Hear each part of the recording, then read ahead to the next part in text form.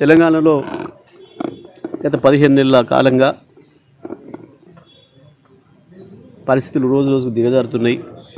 రాష్ట్ర ప్రభుత్వ పరిపాలన దిక్కులెన్నైంది. రాష్ట్రం ఒక అరాచకమైన పరిస్థితి వచ్చింది. ప్రజలకు ఇచ్చిన హామీల సంగతి పక్కన పెడితే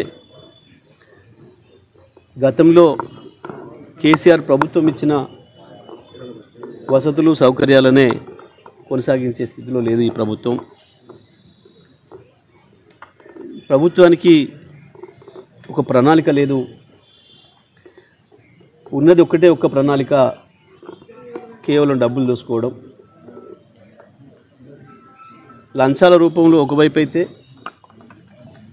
కమిషన్లు అనేది ఇవాళ సర్వసాధారణం అయిపోయింది. ఏ సాధారణమైన వ్యక్తిని పలకరించినా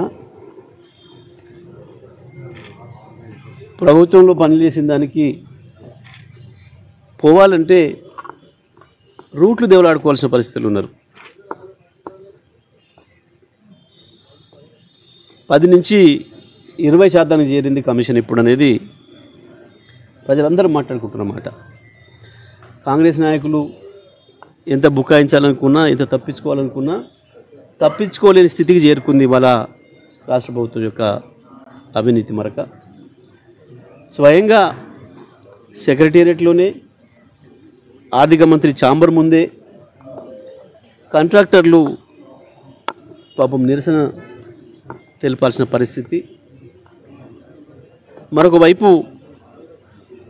మేము ఆత్మహత్యలు చేసుకుంటామని కూడా ప్రభుత్వానికి అల్టిమేటం ఇవ్వాల్సిన దుస్థితి ఈ రాష్ట్రంలో వచ్చింది. ఇది ప్రజలు ఏమాత్రం ఊహించింది కాదు.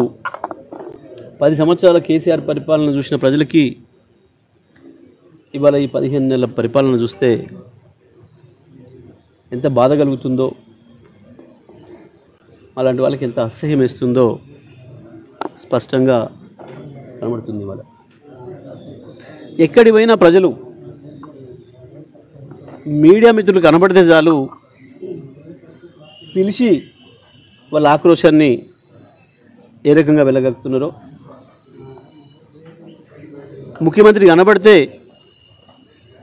అది పెళ్లి కార్యమా, అది సాగు కార్యమా, ఇంకో కార్యమా అనేది కూడా చూడకుండా ఏ రకంగా